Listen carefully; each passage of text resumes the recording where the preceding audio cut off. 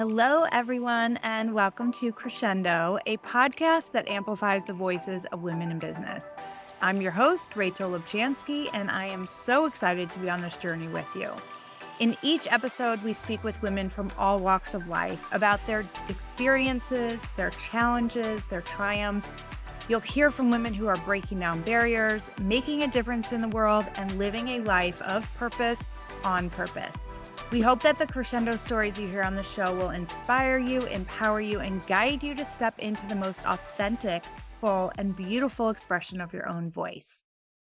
Today's guest is Jacqueline Rose, a menopause educator and coach, women's hormonal health specialist, yoga for women's health teacher, and therapeutic yoga teacher who is also trained in functional blood work analysis and functional nutrition. Whoa, that was a lot. Amazing. Jacqueline is especially passionate about changing the way women understand and experience their menopause journey and reframing the menopause conversation. She believes that good women's health and well-being begins by understanding our hormones, creating hormonal balance, and having strong hormonal health throughout our lives. As the founder of Jacqueline Rose Women's Health and the Menopause Summit, her mission is to educate, empower, and support women in being more proactive with their own health and well-being. All of that to say, welcome, Jacqueline. I'm delighted to have you on today's show. Thank you so much for having me. I always feel very overwhelmed when someone reads my bio because I'm like, is that really me? Is that what I really do? But it is. Isn't that amazing? Okay, so I actually want to lead with that. Take us back to the beginning. You are a busy married mother of 5 who knows nothing about your body. How did you get into this line of work? Yeah. So I actually had a first career in something totally different. But then having had baby number 5, and following the health journey of our eldest child, I decided to go and do something totally different. And I had practiced yoga off and on in the past, but I just wanted to do something for me. Looking back on it now, I now also realize I was 40 and it was probably also the very start of my perimenopause journey, which we will get onto later. But I just wanted to do something for myself. So I decided to train as a yoga for pregnancy and birth instructor. I thought I've been pregnant a bunch of times. I've given birth 5 times. I would probably sort of know everything that they're going to teach, but it was just something fun for me to do. And it was 5 months where I discovered I knew nothing about my body. I knew nothing about being pregnant. I knew nothing about giving birth. I knew nothing about giving birth connected and in tune in my body and using yoga as that tool.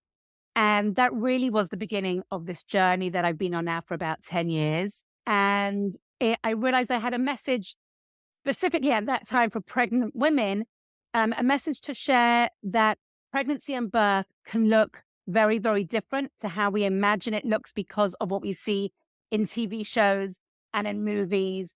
And so that was why I really started sort of my journey, because there was something that very important I wanted women to know. That's really powerful. That's beautiful. And so then you were working then at that stage of life, right, with women who are pregnant or in the birthing phase. So what then led you into this focus of supporting women in their menopausal stage of life? So it was a long and windy, very unplanned road to get to where I am today. After training as a yoga for women, for yoga for pregnancy and birth teacher, and working straight away. In the years after that, I also trained as a yoga for women's health teacher, and that really was the pivotal moment where I realized that this was bigger than just pregnancy and birth. This was about women's health in general. This was about women learning how their bodies work, connecting to their bodies. And at that time, it was still very much focused in the yoga space, using yoga tools, techniques, and breath work to really navigate the different stages of a woman's life cycle. I then trained in therapeutic yoga, where I really got to understand much more about the body. And then 2 things happened that really led me on that journey towards more women's health and then ultimately menopause. And that was watching some of the things that the actress Jane Fonda was talking about. And I know she's, this big name but she actually talks a lot about the third act and aging, and her take on aging and what she calls the third act, and understanding a woman's journey in a really, really different way. And the other person was Dr. Christiane Northrup, who is one of the leaders in changing the women's health conversation. So those two sort of people, role models, personalities, together with the Yoga for Women's Health, together with all the things I was hearing. And I think my own personal journey of, I'm now 49, and realizing my own changes, what I was going through, and the very blinkered and very non open conversations that are happening in the conventional Western health space, especially for women's health. Women's health is very misunderstood, underrepresented, and not really treated well in the conventional Western healthcare model. And all of that sort of came together to lead me to where I am today. Wow.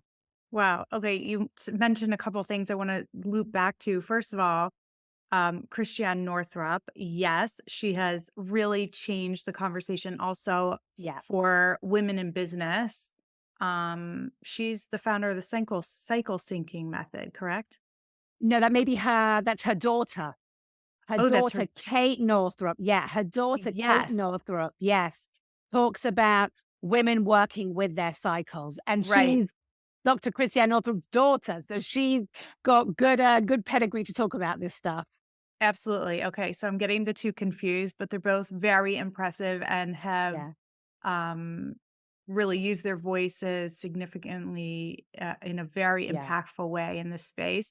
I know that you're really passionate about changing those existing paradigms and having the conversations that have historically been somewhat taboo, yeah, right? You're sort of touching on that here. I want to dig into why this is important to you. Why is it so yeah, important to you to be having these conversations and to be raising topics that, quite frankly, make people uncomfortable sometimes?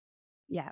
And what I may say now may make people feel a bit uncomfortable. There may be some unpopular opinions here. Um, But I think it's important to open up the conversation. And as you said, we have been trained, educated, whether we realize it or not, to understand our bodies in very specific ways.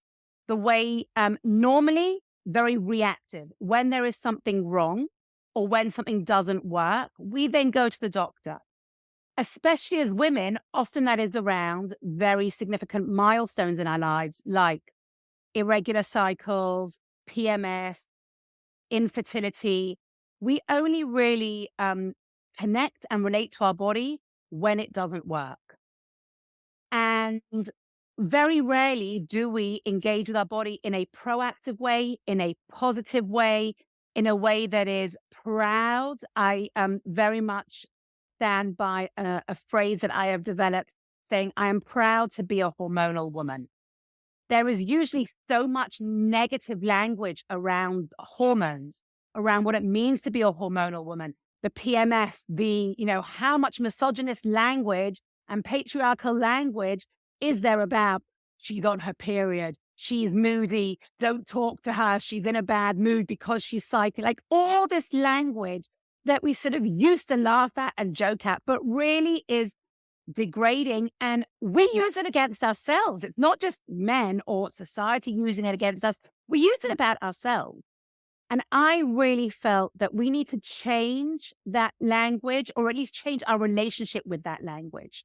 So starting to understand our bodies, what it means to be a hormonal feminine being, embrace our femininity rather than denying it, um, and really reclaiming back um, our feminine bodies and all that that means.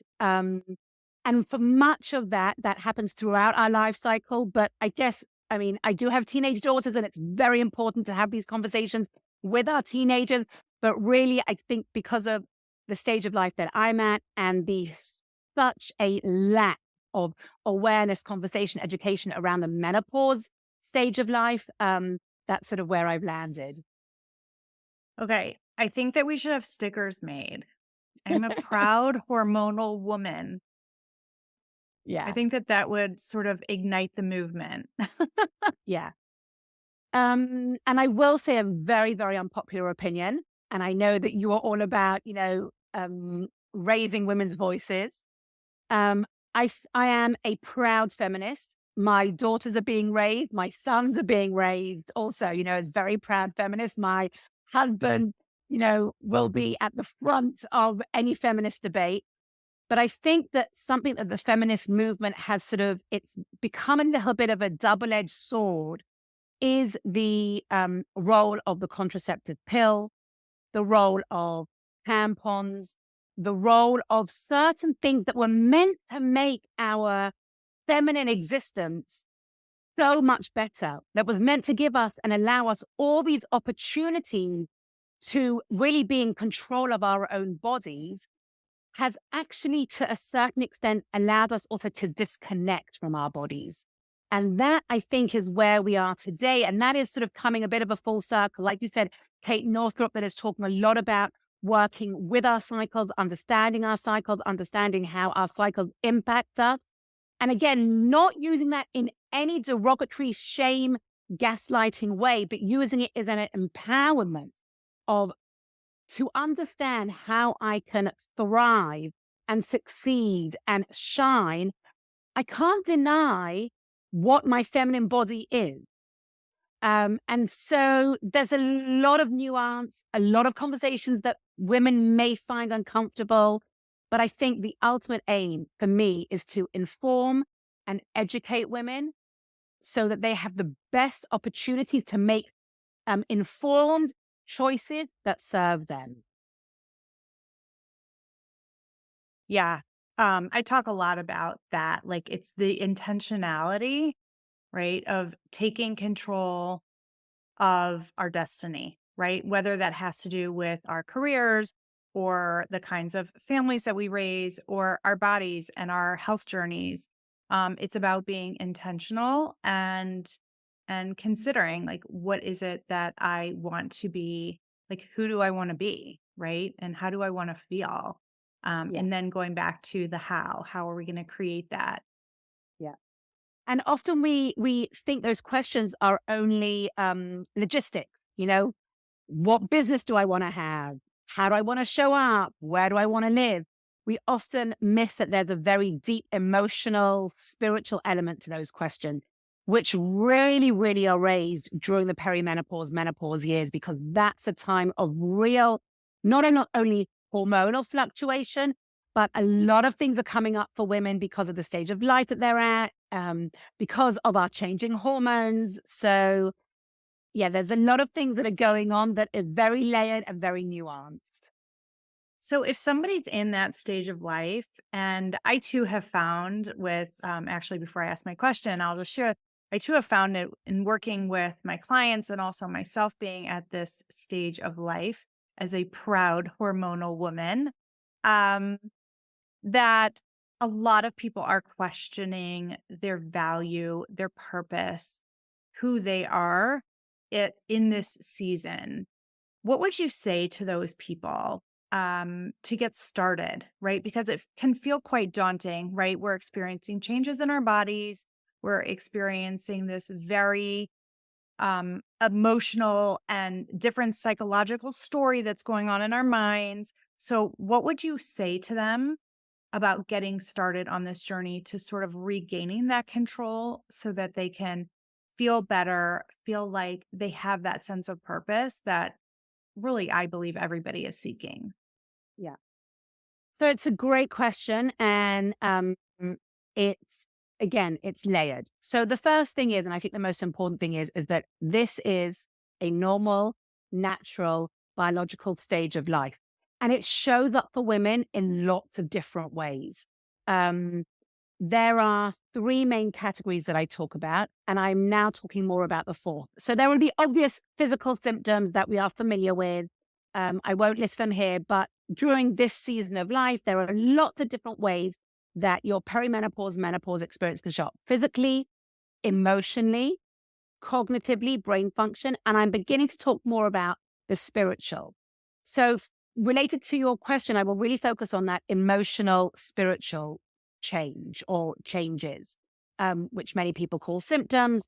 But there is an energetic something that happens to women at this stage. It's not just hot flushes, brain fog, vaginal dryness, weight gain, joint pain. It's not just that. There is something intrinsically, energetically, spiritually, much deeper that is going on. And as you said, for some women, they are open-hearted, open-armed, ready and waiting to accept and receive and go on this journey because they're just ready. That's just where they're at in life and they are ready for it. And they're sort of happy to go wherever things take them because, they understand that this is the transition and they're getting ready for the next stage.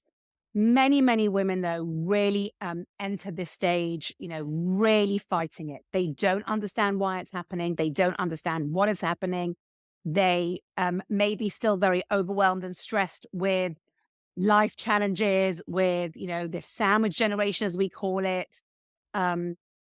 Or, there's just a lot of uncertainty. There's a lot of instability. Again, not only because of the physical changes, but again, these emotional, spiritual, very energetic things that are happening. So some women are there, ready, waiting for it, bring it on. And some women are like, not quite sure. And, and they have really struggled to figure out, this sort of who am I, this life transition, a lot of new things that they will experience. For some women, it may be, removing things in the past that don't serve them anymore. And for some women, which I have found, they may be ready for it, but the people around them may not be. Their spouse, their children, their colleagues, their, loved ones, their friends. And all of a sudden, things are changing. The most basic example is you don't want to cook dinner anymore. Like, I'm done with that. Like, I've been cooking dinner for the last 20, 25 years. I don't need to be cooking dinner anymore. You can all cook dinner for yourself. I want to go to my art class, or I want to just, do anything that I'm choosing to do. And you're still there. You're still present, but you don't want to show up the way that you used to show up. And your kids may turn around and be like, well, what's for supper tonight, Mum? And you're like, whatever you want to make. So there are a lot of layers and a lot of different ways that this can, that women can experience and engage with this transition. Yeah. So it sounds like the best thing to do then, because it is so complicated, it's complex, it's layered, it's multifaceted, and there are so many indications that our bodies are changing, that we're entering this new season of life. So it sounds like the education piece is so Yeah. important, is to really ask the right questions, seek out support, seek out guidance from a medical professional or a functional nutritionist or an expert in this space, like such as yourself, so that you can really decipher what is going on. Yeah. 100%. Getting informed, getting educated, and then exploring your options for how to navigate this. And for every Mm, woman, it will be different. For some women, yeah. it will be, for example, an estrogen HRT patch is going to be a lifesaver. For other women, it's going to be yoga. For other women, it's going to be, taking extra supplements. For some women, it's going to be, changing their diet. In my personal opinion, it's a bit of everything. It's not usually just one thing. Yeah. But you've got to, find the right person to support you on that journey to explore what is going to work for you to navigate these years. Hmm. Okay. I want to shift the conversation for a moment to talk about your business and ask you how using your voice in this way, in this space, has impacted the growth of your business. Yeah, that's a great question. Um, if I lived in the UK, as you can hear, I'm originally from England. If I still lived in the UK, I would be in a space where the menopause conversation is happening every day in every different area of life. It is on the radio. It is on TV talk shows. It is in the news. It is headlines in the newspapers. the UK is the leader and pioneer really in opening up the menopause conversation. I am blessed to live in Israel I'm very happy to be here. I've been here for 25 years. However, the menopause conversation in Israel is pretty much non-existent. So in terms of my business, there has been, again, a bit of a double-edged sword. On the one hand, I have an open market where I can talk about this and I have very little competition. On the flip side, no one is talking about this. And people at the beginning thought I was a little bit cuckoo. And what was I talking about? And I basically have had to create an audience. I've had to create a marketplace where this can be discussed. And a lot of my work at the beginning was just about educating women to understand that this was something that they could talk about, and this was something that they could ask about, that there were different options available, that stereotypical hiding, shame, embarrassment, guilt about all their perimenopause and menopause experience was worthy of opening up into a conversation. So, Okay, this is so interesting. So being new in a space, like you said, it has its pros and cons, but how did you find the courage within yourself? Like, how did you find the strength to just keep having that conversation, knowing that you were really at the forefront of educating people on why this is so fundamentally important for half of the population? um, so again, I think it's layered. I firstly did a lot of my own training and education. I wanted to make sure I knew what I was talking about. I didn't want to come into a space and talk about things without having at least some authority or being able to really present myself as an expert who knew what I was talking about. So over the years of sort of working in this space, I've also done a lot of studying, a lot of trainings, a lot of my, master classes to really understand the topic really, really well. Um, Secondly, I am really passionate about this topic. It's something that I feel really, really strongly about. Um, Opening up these conversations, saying things that may ruffle feathers.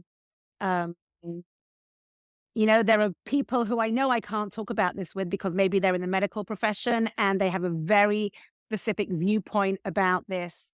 So I think like making sure that I actually knew professionally what I was talking about, the fact that I'm very, very passionate about this, and just finding the spaces. I've done a lot of workshops in people's, dining rooms. I've, just gone out and speaking about this, and it definitely has taken time to build up the momentum. It has taken a lot of time. I will say that my proudest moments is having friends of mine's husbands come to me and say, "So how's the menopause going?" Or when clients come to me saying, "My husband said I have to call you because he can see I'm really struggling." Mm. So that's when I know my message is getting out there. Yeah, yeah. Okay, but I think that there are some really awesome nuggets here for our listeners, and I want to just highlight them. But in terms of the growth of your business, and I think so many of us find ourselves in this situation, maybe not being the pioneer in an industry, but certainly in a new space, even within the industry or within a new role or whatever it might be. So I'm hearing you say the three keys to success, I think, in terms of gaining your own momentum, were developing your thought leadership and your expertise, Yes, really definitely. cultivating that passion within you, right? It's there. It's the spark that ignited this whole journey to begin with. So it's there, but sometimes it needs a rekindling. And then the third being to put yourself where your clients are, right? Where your prospective clients are. Put yourself in front of them, get in front of them, get in the spaces with them so you can have the conversations with them. This is Yeah. so great. Thank you for that. And I also think showing up consistently. I Mm, think that consistency of really having your message and just keep on doing it. And if that means, the consistency of whether it be just purely on social media or really, as you said, in front of your audience, even if it's 10 women around the dining room table, you've just got to keep on doing that. And yeah. So that's a yeah. good summary. Consistency is key for sure. Well, Jacqueline, you bring such a refreshing and informative perspective to all of us who are in or entering this menopausal stage of our life. Thank you so much for being here, for sharing your story with our listeners, and also for amplifying your voice in a way that supports countless others. I'm really grateful to have you here. Thank you so much. Before we wrap, I want to ask you one final question. And that is, what is one tip you have for other women striving to honor their authentic voice? Oh, great question. Um, I think sometimes there is power in the silence. I learned this from my grandmother, who was a very short, looked like a very, feeble woman, but actually was exceptionally strong in lots of different ways. And sometimes our amplifying our voice and getting our message out there, before we do that, we sometimes just need to sit in the silence and breathe and really connect to what the messages that our body is sending us, the whispers, the what some people may call intuition, or really just sitting, breathing, not talking. Let the silence be present first. Let your thoughts develop first. And you're not going to get it right the first time, for sure not. But before you really start to share your message, and let yourself sit in that silence for a little bit. Um, if I could do it more, I think my husband would be very happy.